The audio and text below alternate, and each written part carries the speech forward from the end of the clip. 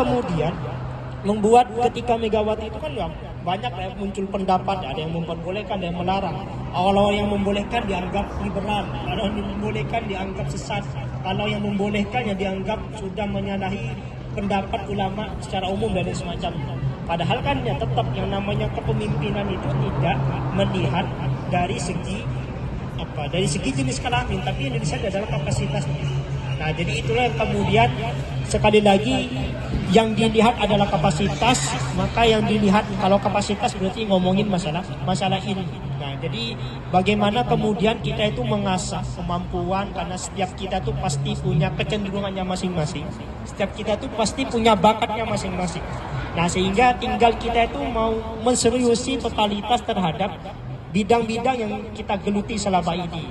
Nah, apapun profesi kita, apalagi yang masih mahasiswi, masih pelajar, tinggal kita pilih kira-kira kita. Makanya dulu itu ketika saya tuh lolos sampai ke sini, ada banyak kawan tuh nanya, kok bisa lolos ke Hong Kong? Itu kan ada tesnya kan dari PBNU pusat. Kira punya kenalan siapa di dalam? Kebetulan saya itu nggak punya orang kenalan, nggak punya kenalan orang dalam, nggak pernah aktif di struktur TNI. Jadi kalau kawan saya yang sebelah itu sudah punya pengalaman banyak dalam di NU, di ranting atau di cabang.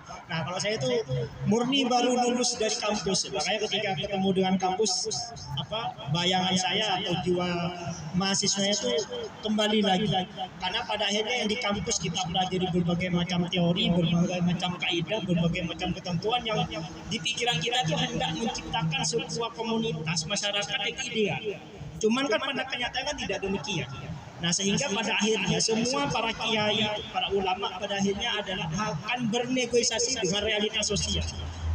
Agama misalnya menginginkan kita tuh agar taat, agar puasa, agar menutup, misalnya perempuan yang menutup aurat, kalau laki-laki ya juga menjaga pandangannya agar sholat dan lain semacamnya. Cuman kan ketemu dengan masyarakat yang majemuk, dengan watak yang berbeda-beda, yang keinginannya berbeda-beda, orientasinya juga berbeda-beda. Nah, bagaimana kemudian tugas para kiai, ulama atau para cendekiawan itu membawa idealisme yang ada di ruang-ruang kampus itu tetap sesuai dengan realitas. Bisa dibayangkan misalnya kayak tadi kita sama teman-teman Ibnu ini ya, nyampe ke Mongkok, mampir ke sana, biar tahu katanya di balik layar atau dari tempat lain di Hong Kong, atau jangan-jangan itu ide hakikatnya Hong Kong. Nah, itu yang biar tahu. Dan kan nggak mungkin jadi di datang kemudian mengatakan ini haram, ini nggak boleh dan lain semacamnya. Karena makanya itu yang kemudian membuat para wali songo itu kan ketika berdakwah tidak langsung kemudian menyalahkan. Itu lumrah, populer, ma'ruf cerita ketika Sunan Giri itu atau Sunan Kudus misalnya ketika berdakwah di Kudus ketemu dan masyarakat menghormati sapi. Pada akhirnya kemudian Sunan Kudus ya udah kalau berkurban nggak usah menggunakan sapi tapi menggunakan kerbau. Kalau kita ketemu di daerah-daerah lain Jawa lain, tentu kerbau itu tidak lumrah untuk dijadikan sebagai hewan kurban. Tapi di Kudus sampai hari ini orang berkurban sapi itu tidak diperbolehkan demi menghormati apa yang pernah didakwahkan oleh Sunan Kudus pada saat itu. Seandainya Sunan Kudus itu nyampe di tanah daerah Kudus itu bilang ya kurban itu sebagaimana hadis Nabi ya sapi, kambing atau unta, gak ada kerbau misalnya. Cuman kan itu akan tertolak oleh masyarakat setempat seandainya Sunan Kudus itu membawa dakwah yang semacam itu. Begitu juga misalnya ketika Sunan Giri misalnya ya, ketika mengajak umat masyarakat Jawa untuk masuk Islam, ketika itu masih erat kaitannya dengan main wayang. Pada akhirnya Sunan Giri punya strategi untuk bisa nonton wayang selain bayar karcis itu boleh juga sambil dengan baca syahadat. Jadi selain bayar karcis mereka juga baca syahadat. Nah, itu kan strategi dakwah, strategi ajakan yang sekiranya apa yang kita pelajari dalam dunia kampus itu pada akhirnya juga menyesuaikan dengan realitas yang ada. Seringkali pasti yang kita pelajari di ruang-ruang belajar itu tidak ditemukan atau berbeda dengan realitas. Kebetulan ibu saya itu tukang jahit. Beliau itu beberapa kali cerita yang dialami, yang diinginkan oleh customernya itu, oleh pelanggannya itu berbeda dengan yang beliau pelajari di ruang sekolah. Makanya mau kamu itulah diuji dari keahliannya, diuji dari kemampuan, kapasitas dan kreativitasnya. Karena kan kalau monyet ya tergantung kreativitasnya.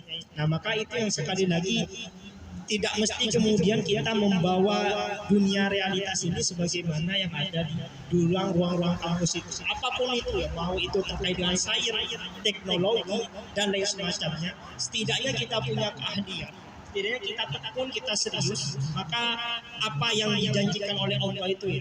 Kata Allah kan yarfa'illahu alladziina aamanu minkum walladziina utul ilma darajat. Jadi Allah itu akan mengangkat derajat orang yang beriman dan orang yang punya ilmu. Di situ tidak disebutkan apakah ilmu agama ataupun ilmu. Makanya kalau kita misalnya lihat Mahfud MD misalnya seperti yang ramai beberapa hari terakhir ini, ya beliau kan karena punya ilmu. Seandainya nggak punya ilmu nggak mungkin diangkat derajat-derajat, nggak mungkin ada yang namanya pespampres, nggak mungkin kemudian ada pengawalan dan lain semacamnya. Nah pengangkatan derajat semacam itu, meskipun ada misalnya ada unsur orang dalam misalnya ya, tapi kan tetap harus berdasarkan ilmunya ini. Ya meskipun mungkin ada beberapa orang yang sebenarnya secara kapasitas dia itu tidak punya ilmu, cuman karena orang dalamnya itu mungkin ada, cuman kan hanya bahkan banyak. Tapi kan secara umum kan setidaknya dia itu diketahui punya kapasitas di bidang semacam itu.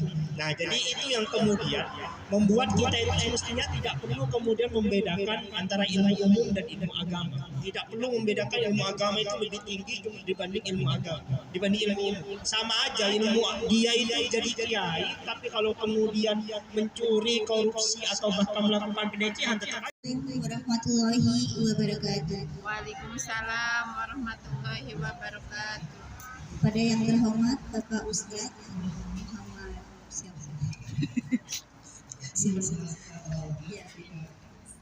Pada Bapak Ustadz Muhammad Syarafuddin Firdaus, selamat datang.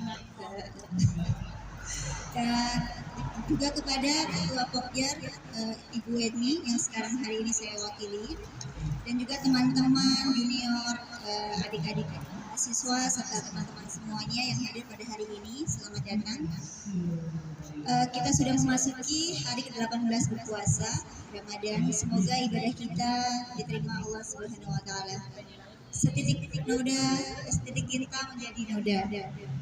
Setitik dosa, setitik salah menjadi dosa.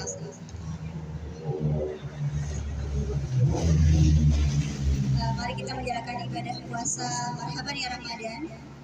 Semoga ibadah kita bisa jalani dengan ikhlas dan juga kita jalani selalu dengan senyuman.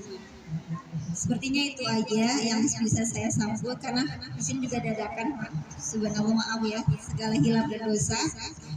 Semoga kita semuanya bisa berkumpul di sini menjalankan ibadah puasa dengan hikmat, dan juga kita juga dapat berbuka puasa bersama-sama hanya satu, mengharapkan ridha Allah Subhanahu wa taala. Saya akhiri sambutan kali ini, wabillahi taufiq wal hidayah. Wassalamualaikum warahmatullahi wabarakatuh. Masya Allah, terima kasih ya Kak Sri. Kayaknya udah pada nggak sabar untuk mendengarkan tausiah dari Ustaz. Selanjutnya, marilah kita menuntut ilmu yang kita mendengarkan tausiah dari Bapak Ustadz yang nanti akan dilanjutkan dengan doa bersama.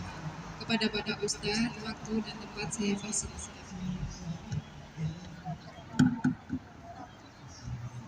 Oke, terima kasih. Assalamualaikum warahmatullahi wabarakatuh.